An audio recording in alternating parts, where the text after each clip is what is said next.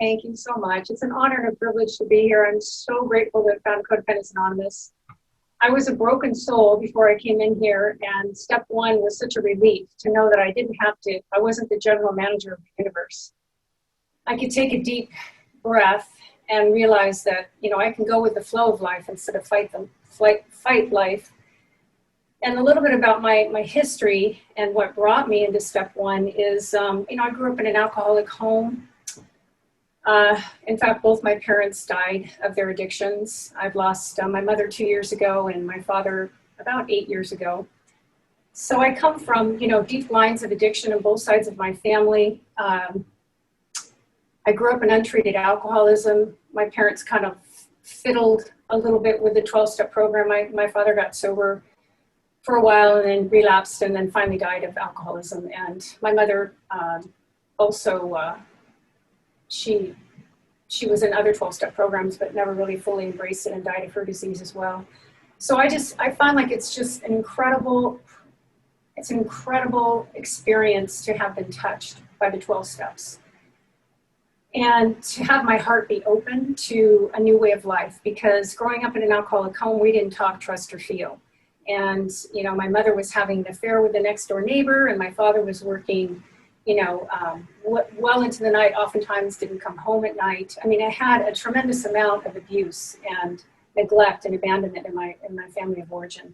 And I didn't know it at the time. I just grew up feeling really lonely and really alone as a kid. I was a social kid. I was athletic.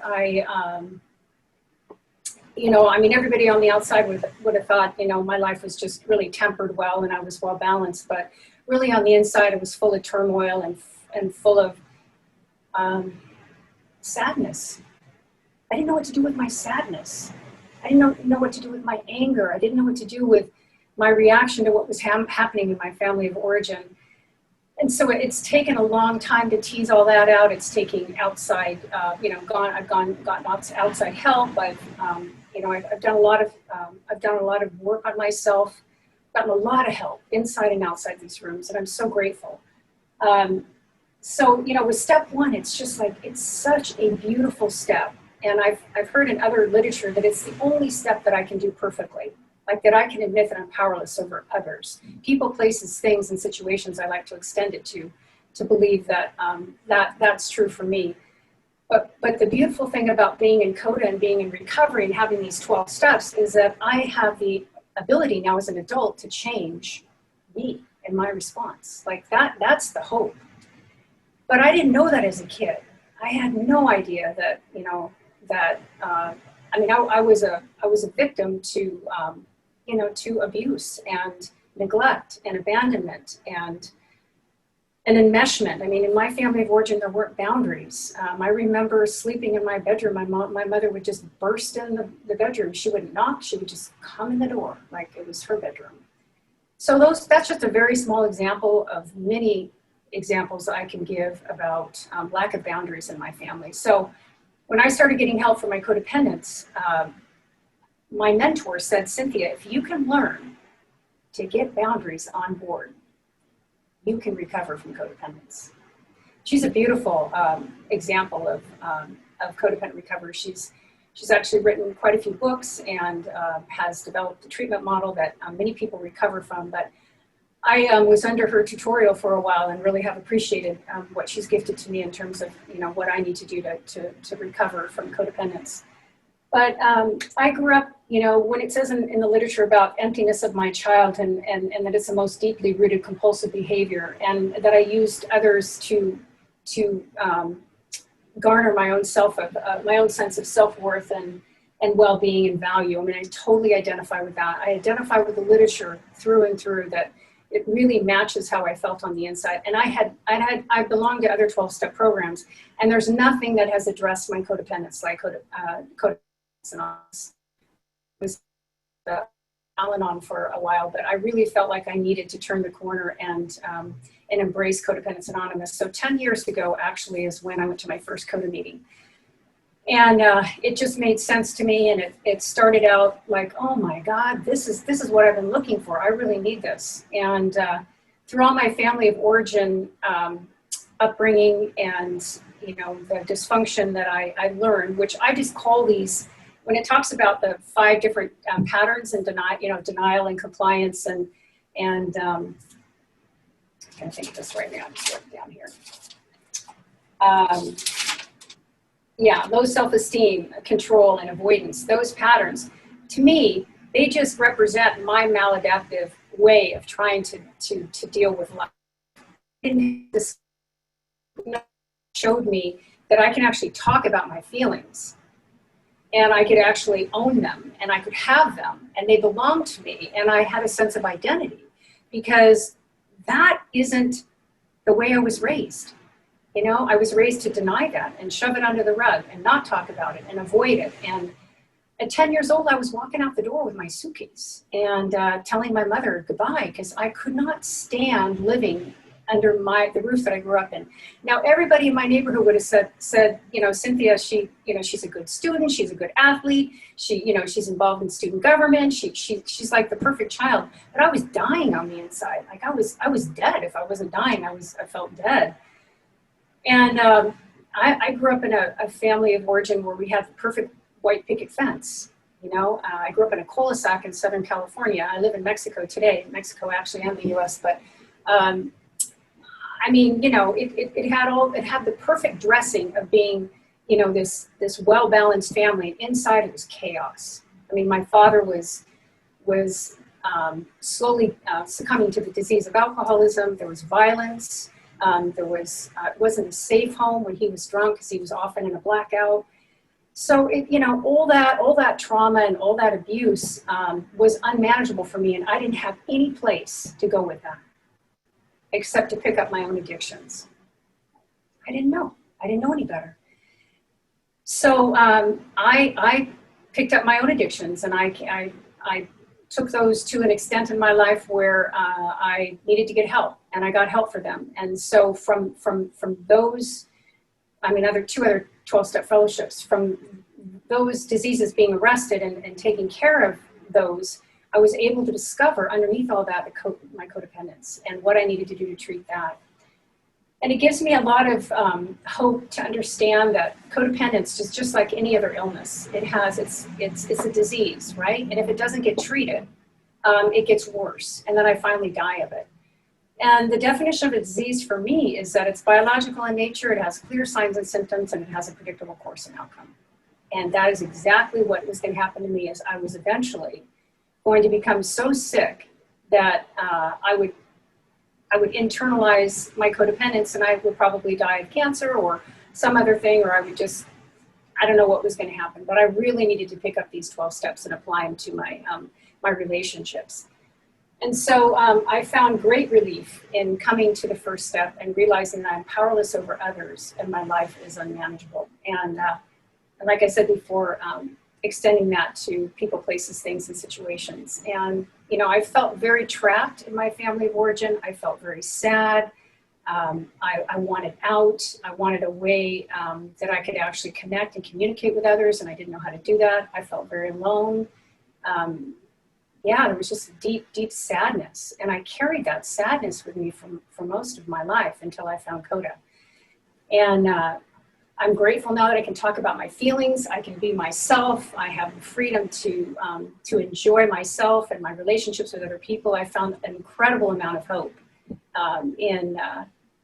in this program, that I just want to share my experience, strength, and hope, and say that it works. It works if I apply these 12 steps to my life, but it works when I apply step 1. That when I get into a situation where I'm starting to want to control, or I'm going to want to affect the outcome, I know that I'm in my codependence. And usually what happens for me, and I've heard some other speakers talk about this, is that when I'm actually trying to control something, I've actually abandoned myself. I have lost connection with my innermost self because I'm in fear. And there's a lot of things I can do to talk about fear. I can pray that it be removed. I can talk about it. I can pick up the phone. I mean, there's a lot of tools that this program has given me in order to deal with my own powerlessness, and that the power that I have is within me, and it's something that I can draw from, that inner resource. And through the practice of the 12 steps, I have a power greater than myself. And I know we're just talking about step 1, but step 2 has been really important for me to grasp. Power, to have some kind of power to overcome what I'm doing. And that's really actually an inner resource that's deep within me, that I have like it said in the literature we were talking about today, that inner resource can guide and direct me, and it can be done through prayer and meditation, and it can be done through, for me, I do a lot of walking meditation to find my answers and to find the truth. And today's reading, I think, is really beautiful because it talks about, I just read the last paragraph of that. It says, I work my program. I speak with an open heart. I ask with an open mind. I turn to my higher power. I seek guidance. I breathe. In the quiet, my higher power answers. And I love that. That's just today's reading in the affirmations or in the daily reading for Coda. So, I want to share an experience with the group that has really helped me. I also want to talk about one other thing too. And when I first started attending Coda, I actually had been in 2 other 12-step fellowships and then decided to go to graduate school. And I went to graduate school and got a master's degree in addiction. And from there, I really wanted to study the disease of codependence, and I wanted to work with people and help people to help overcome their codependence and heal from it. And so I ended up working at a treatment center in Arizona that had a treatment model that was specifically designed to treat codependence. Because I really believe that codependence is the root of all. This is my personal belief. I'm not speaking for Coda. I'm just speaking in my experience, strength, and hope. But I believe that codependence actually is like it says in our literature, a deeply rooted compulsive behavior, and stems from the emptiness of my childhood. And I wanted to get to the bottom of that. So I ended up working at a treatment center that treated for codependence, and that really helped me learn the treatment model and help people with that treatment model. But I also did a lot of experientials and became professionally trained in it as well. But besides all that, what really has helped me the most is working these 12 steps and having the fellowship.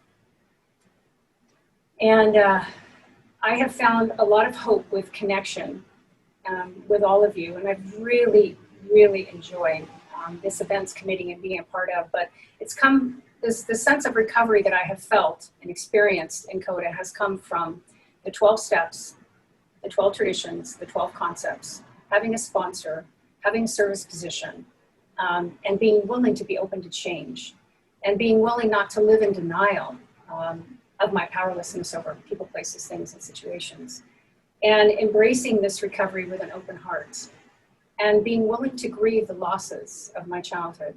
That's been a really important part of my recovery, is giving myself the space to feel, giving myself the space to heal, and giving myself the space to grieve the losses that I have felt. And so most recently bringing you up to speed with what's happening in my life personally today. And it's a very tender topic for me to talk about because there's still some sadness around it.